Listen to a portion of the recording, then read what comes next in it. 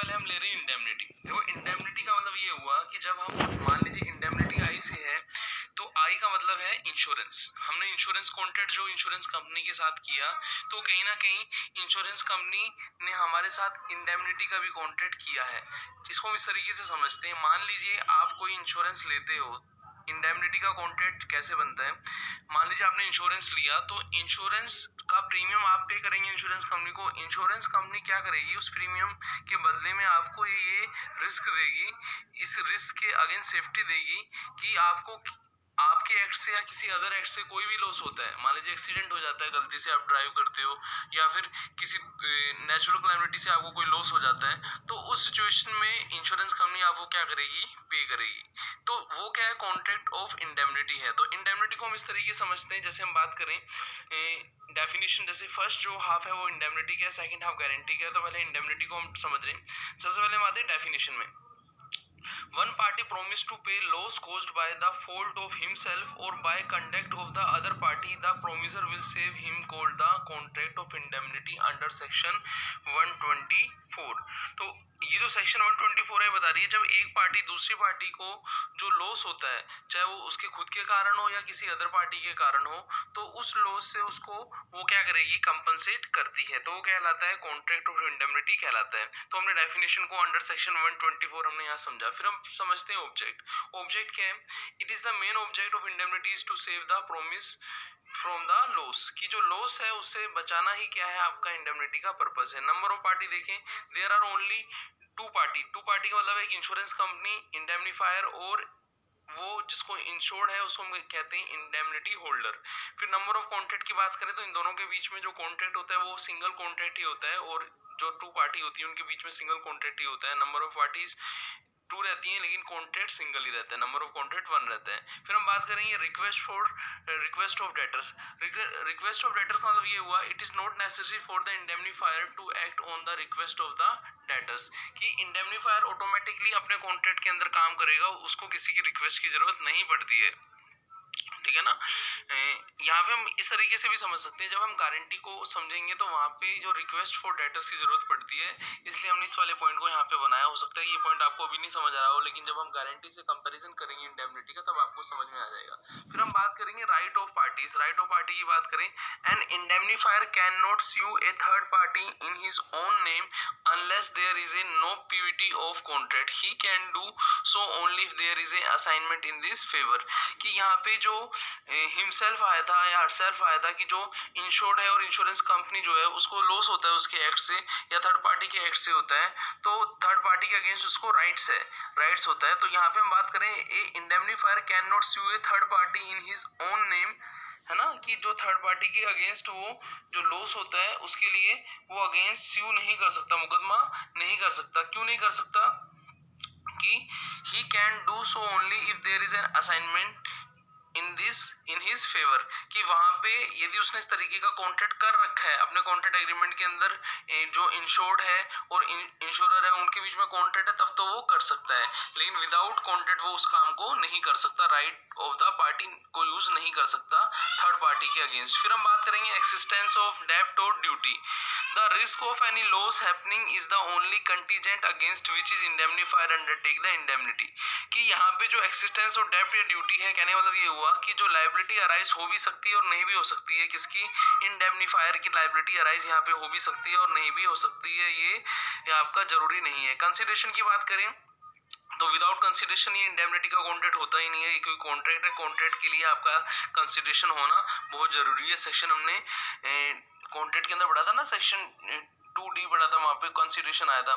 Sue against the third party, जैसे कि हमने पहले डिस्कस ही किया था कि यदि उन दोनों के बीच में कॉन्ट्रैक्ट है तो इंडेमनीफायर जो है वो थर्ड पार्टी के अगेंस्ट क्या कर सकता है, केस कर सकता है। परचेज ऑफ एनी लोन और credit, in case of indemnity contract purchase of any loan और credit is not found, the consideration in the indemnity is direct.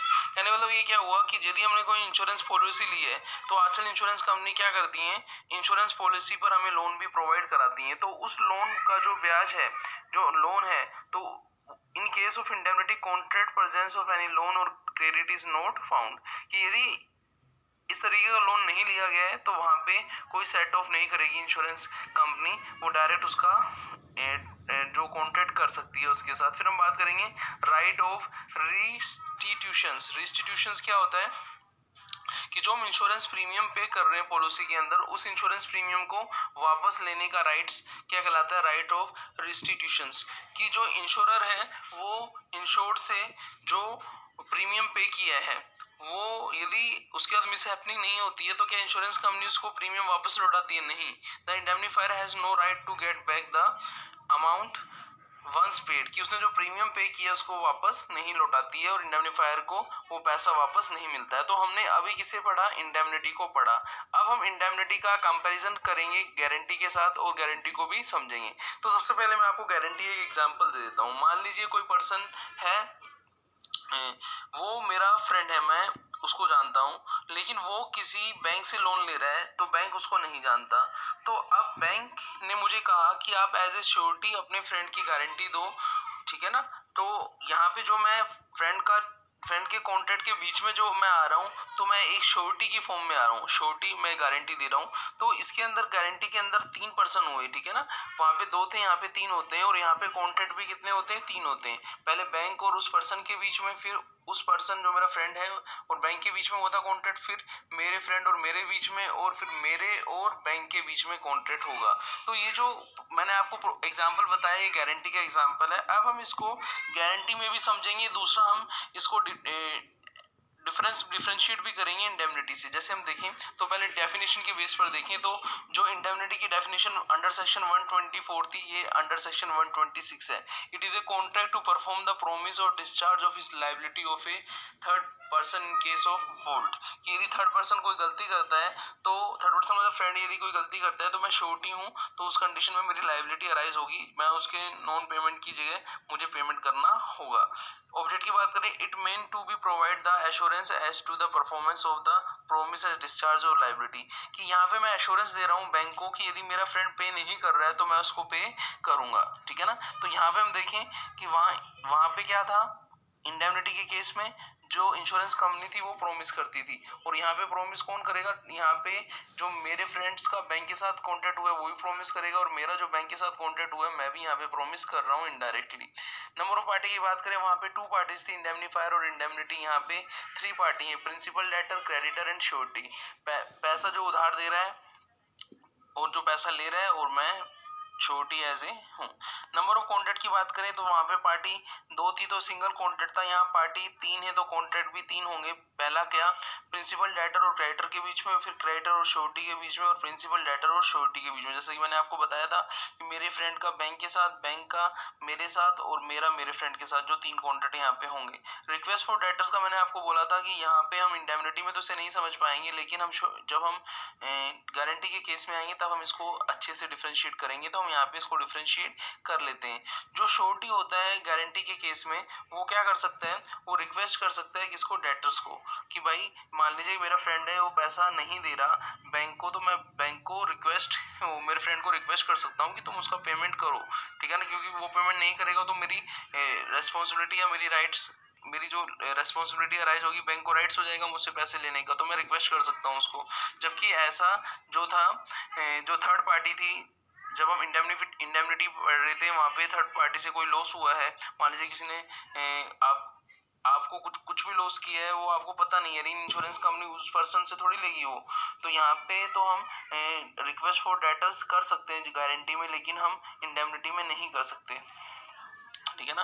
फिर राइट ऑफ पार्टी की बात करें, राइट यही है कि जैसे गारंटी के अंदर the guarantor on the discharging the debts due to the principal debtors can proceed against the principal debtors in his own rights.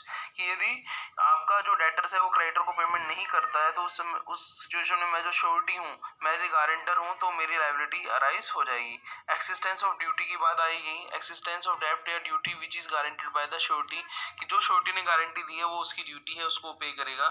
यहाँ पे हम बात करें कंसीडरेशन की बात करें तो डायरेक्ट कंसीडरेशन जो है फर्स्ट कॉन्ट्रैक्ट के बैंक और मेरे फ्रेंड के बीच में था, और आपका दूसरा कॉन्ट्रैक्ट मेरा और बैंक के बीच में था। तो कहीं ना कहीं वो कंसीडरेशन जो आ रहा है मेरे फ्रेंड से रिलेटेड ही, यहाँ पे कंसीडरेशन का जो मीनिंग है यहाँ पे आ रहा है, तो कंसीडरेशन यहाँ पे भी होता है, ठीक है ना। सूट फॉर थर्ड पार्टी की हम बात करें, यहाँ पे जो हम बात करें कि जो श्योरिटी है, कि श्योरिटी जो है जो गारंटर है वो पेमेंट करने के लिए लायबल है, ठीक है ना, तो वो यहाँ पे पेमेंट करेगा, उसकी रेस्पॉन्सिबिलिटी है कि वो यहाँ पे पेमेंट्स करे। तो यहाँ पे हमने ये देखा कि काफी चीजें जो इंडेमनिटी में नहीं थी वो गारंटी की सिचुएशन में हमें मिल रही है। फिर प्रेजेंस ऑफ एनी लोन और क्रेडिट की हम बात करें तो यहाँ पे प्रेजेंस ऑफ गारंटी होता है, लोन और क्रेडिट के साथ गारंटी भी होती है। फिर हम बात करें राइट ऑफ रिस्टिट्यूशंस क्या होता है कि it is the surety has the right to get back the amount that was paid by him on the creditor from the principal debtors, कि पैसा वापस लेने का राइट्स जो होता है, जैसे वहाँ पे इंश्योरेंस प्रीमियम का वापस लेने का राइट नहीं था, ऐसे यहाँ पे जो गारंटर है उससे बैंक जो है पैसा ले सकती है यदि फर्स्ट पर्सन उसका पेमेंट नहीं कर सकता है। तो हमने यहाँ पे जो डिफरेंस समझा है कि क्या क्या डिफरेंस है किसके अंदर, अपने इंडेमनिटी और गारंटी के अंदर।